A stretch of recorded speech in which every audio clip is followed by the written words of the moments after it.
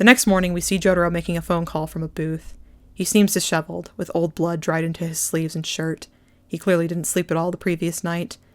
He gets on the line with the Speedwagon Foundation HQ in Dallas, demanding to speak to Commander Garth. The receptionist informs him that Commander Garth no longer works with them. He then asks to speak to whoever is at the head of the Special Forces Division.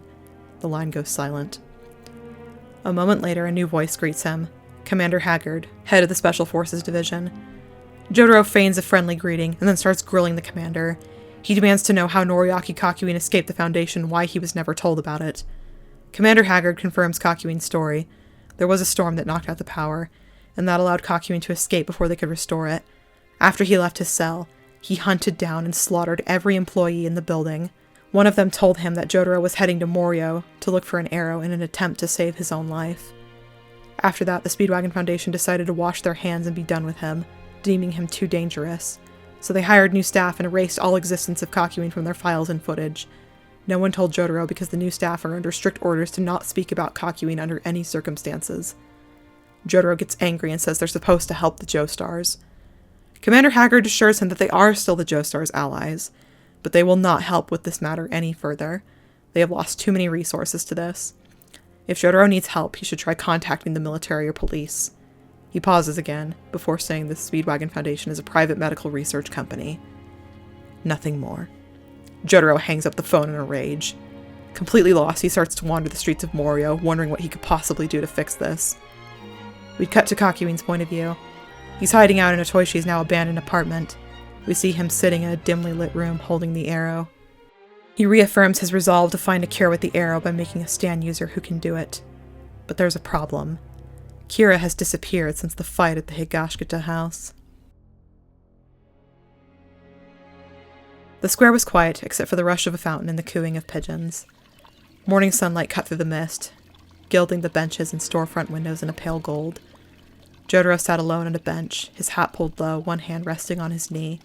The brim cast his face in shadow, but his eyes were open, staring blankly at the water rippling in the fountain's basin. His head felt hollow. Hey, Jotaro!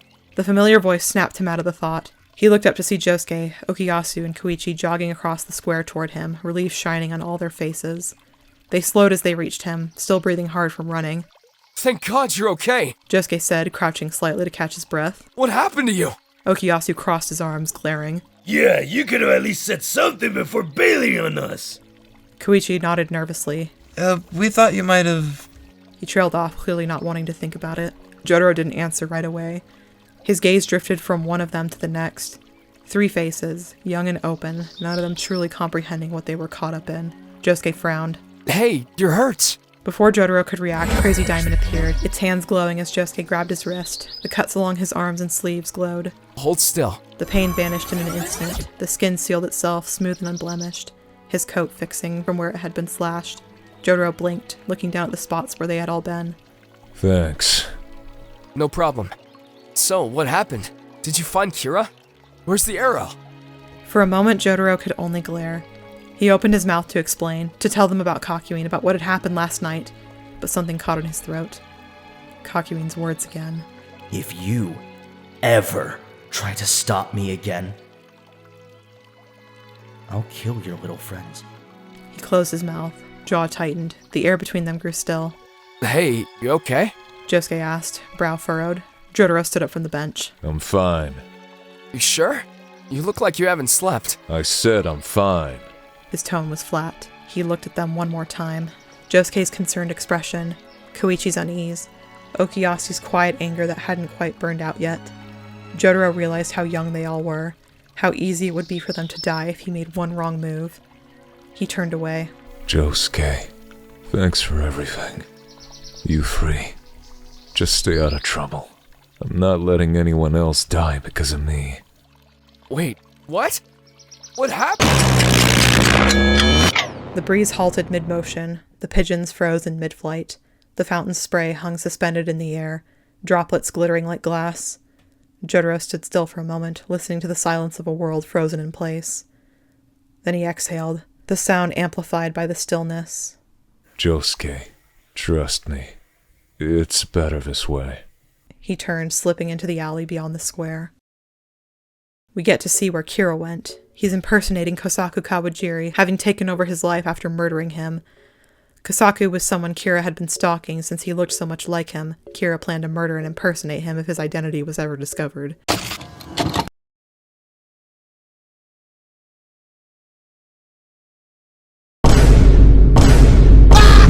He wasn't able to slip away from Kakyoin until now, since Kakyoin was keeping such a close eye on him until last night. We get to see his first interaction with Shinobu, and get introduced to Hayato as Kira tries to integrate into Kosaku's life. A couple weeks pass. Jotaro, Kakyoin, and Kira are all missing. Josuke and his friends keep trying to live life as normal. Ryohei's funeral is held and he's buried. We get to see a flashback about how Kira and Kakyoin met. Kakyoin came to Morio in search of an arrow a few weeks before Jotaro did. While he is lurking in the shadows and searching, he happens to witness one of Kira's murders. Horrified at the sight, Kakyoin realizes that Kira has to be a stand user, and if Kira turned against him, he'd be able to kill Kakyoin easily. Knowing Jotaro would come to Morio soon, Kakyoin decides he can't risk that, and resolves to get Kira to be on his side. He stalks Kira for the next couple of weeks, learning everything he can about him, how methodical he is, how he uses his stand to satisfy his lust for killing, the whole hand thing. Kakyoin is disgusted with him, but thinks he is the only other stand user in Morio at that point. He knows that stand users are drawn to one another due to his experience with Jotaro. If Jotaro got to him first, he'd be at a massive disadvantage. Finally, Kakyoin decides to make his move. On a day that Kira is preparing to commit another murder, Kakyoin hides in a building nearby, using Hierophant to keep an eye on Kira. Once Kira kills, he sets the building on fire.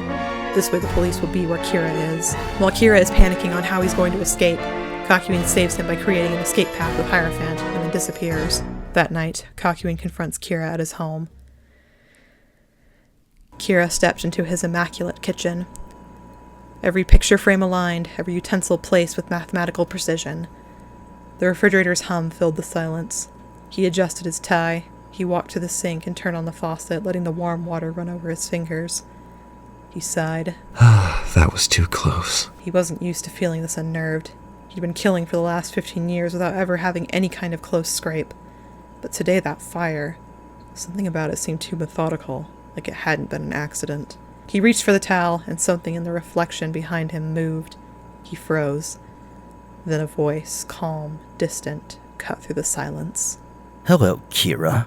Kira spun around. Standing in the doorway was a figure obscured by the shadows. His posture was relaxed, one hand tucked into his coat pocket. His eyes glinted in the dim light. Or should I say, The stranger continued.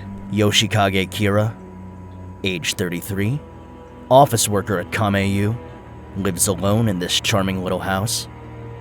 No wife, no family. Kira's heartbeat spiked. It was like a nightmare was coming true before his very eyes. Who are you? How do you know my name? No, I know all about you. The figure said, taking a step forward. His voice was calm and deliberate, like someone reciting from memory. Your habits, your little hobbies, the women who disappear every few weeks. Kira's expression hardened into a snarl. I don't know who you are, but you've got a lot of nerve to disrupt my peace. Peace? The stranger's tone sharpened, mocking him. That's an interesting word to use, considering what you do to find it. Kira's heart jumped into his throat. You can see it? My ability? Yes, and I'll admit, it's a very powerful one. I've never seen anything like it. Kira clenched his fists. If you know so much about me as you claim to, then you must know that I'll have to kill you for being in possession of that knowledge. For the first time, the intruder stepped fully into the dim light. He looked young, no older than a teenager, but his presence was unnerving, ancient somehow. His eyes gleamed like cut glass. You are welcome to try. Kira felt his heartbeat spike at the invitation. He grit his teeth. He despised confrontation, but this was worse than anything he had ever experienced. No one had ever challenged him so directly. He had to get rid of this boy, right here and now. Killer Queen leapt forward, fist cocked to detonate his foe where he stood. Green light burst from the boy's body, fluid, lightning fast. Its tendrils wrapped around Killer Queen's wrist and slammed it backward into the counter. Kira yelled in pain as his real body was jerked that way as well. You! This boy, he had an ability like Killer Queen too? So there are others. All the more reason to destroy him, now. The house erupted in the sound of clashing stands, every blow echoing like thunder through the kitchen as Killer Queen tried to land a blow against the stand seemingly made of coils and glass shards. It was nearly impossible. It wove around him, cutting and binding in perfect rhythm, whipping against him and creating cuts in various places on his body. He gasped in pain. The boy's voice was steady, almost bored. You rely too much on brute strength. Your stand is efficient and deadly, yes, but it's sluggish when faced with precision. Kira snarled, swinging wildly, then fainted. Killer Queen finally managed to grab on his enemy. He clamped down on the boy's wrist. Got you. There was a violent flash of light as he prepared to vaporize this demon where it stood. But his expression didn't change. Other tendrils appeared and lashed out in a single fluid motion, slicing through flesh and bone. The boy's arm came away cleanly above where Killer Queen had grabbed him. The detached hand detonated a fraction of a second later, a small controlled explosion that reverberated the wall beside him. Kira stared in shock. As he watched, the boy's arm was regenerating, new flesh knitted where his hand had been, threads of muscle and tendon crocheting into hand and fingers as if someone rewove them from thread. Kira staggered back, horrified. What are you? Someone who's been through far worse than death, he answered coldly. Kira took a shaky step backward, eyes darting around. He turned and ran towards the back door. Running away already? The stranger's voice cut through the air. His stand's coils lashed out, sealing off the doorway with a web of green tendrils. Don't waste your energy. I didn't come here to kill you. I came because I need you. Kira's breath caught. Need me? Of course. Who do you think saved you from the police today? Before Kira could fully comprehend the horrifying implications of that statement, the stranger kept talking. My name is Noriaki Kakyoin. I'm searching for an artifact. An arrow. The one that grants stands to those it pierces. Kakyoin stepped closer, his stand's tendrils slithering along the walls. I believe it can cure me. Kira stared at him in disbelief. Cure you? Of what? Kakyoin's expression darkened. Of what Jotaro has made me. Kira scowled. I don't care who you are or what you want. Just leave me out of it. Kakyoin's mouth twitched like he was suppressing a laugh. Then he reached into his coat pocket and pulled something out. A bag. Inside it, glistening under the dim light, was a severed woman's hand wearing a ruby ring. Kira's heart nearly stopped. His hand flew towards his inside coat pocket, horrified to find it empty. That's... What a lovely ring, Kakyoin said idly. But he really should keep a closer eye on it. He dangled the bag between two fingers. Do you know what would happen if I mailed this to the Morio police? The fingerprints alone would have them on your doorstep within the hour. Kira's mask cracked. You wouldn't dare. Oh, I would. In fact, I wouldn't hesitate.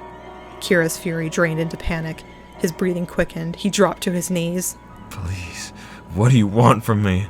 Kakyoin crouched slightly so that they were eye level. Trust me, we're both after the same thing. Peace, normalcy. I just need your help until I get what I'm looking for. He stood up again. I know it's in this town. You're resourceful, cunning. You know how to hide, how to survive. You'll help me find the arrow, and I'll keep your secret. Once I get what I want, once I'm human again, you can go back to your little routine. And I'll disappear. We both get what we want. Kira stared at him for a long moment, trembling with rage. Finally, he exhaled through gritted teeth. And if I refuse? Kakyoin gestured towards the severed hand in the bag. Then your peaceful life ends tonight. He let the bag swing lazily from his hand, like bait. And if you run, I'll never stop hunting you down. I'll be the whisper in your ears, the thing you see in the corner of your eye. I will make your life a living hell. You'll never find rest again. The silence stretched until Kira lowered his gaze. Fine. I'll help you. Kakyoin smiled, retracting Hierophant's coils from the walls, folding neatly behind Kakyoin until they disappeared. Good. I knew you were smart. He turned towards the door. Now, I'd hate to interrupt your routine. Get some sleep. Kira stayed frozen where he stood as Kakyoin left, the faint creak of the door closing echoing through the house. He looked down at his shaking hands, his perfect composure shattered. In the present, Josuke gets on the bus and sees Rohan. Things are still pretty awkward since the last time they saw each other, Josuke beat the snot out of him. As they're driving, Rohan tries to question Josuke further about the Kira case, saying he knows something that might be useful. But Josuke gives him the cold shoulder, not wanting Rohan to get dragged into this. Rohan considers using Heaven's Door to get his answers when he sees the room with Kira in it in the tunnel. But instead of a random woman being killed by Kira, he sees Kira attacking Jotaro. He tries to tell Josuke what he saw, but Josuke doesn't believe him. From here it goes very similarly to how it does in canon. The only difference is when Rohan gets to the room, he finds Jotaro drained of his nutrients by Highway Star, on the verge of death. Josuke heads to the tunnel to find Rohan. Rohan gets trapped in the room and starts to have his nutrients absorbed by Highway Star as well, and discovers the stand's weakness of not being able to go faster than 60 kilometers per hour. He realizes that Highway Star is a stand created by Kakyoin using the arrow. Kakyoin is allowing his victims to survive so they can get rid of Jotaro. Josuke comes to find Rohan, and Highway Star tempts him to call out to Josuke to save himself, prompting Rohan to give the famous, "I refuse" line. Rohan yells at him to stay away, warning Josuke he'll die if he comes into the room. Despite the warning, Josuke comes into the room anyway, and gets attacked by Highway Star. Rohan uses Heaven's Door to send Josuke flying. Rohan gives his warning that Highway Star can't go faster than 60 kilometers per hour.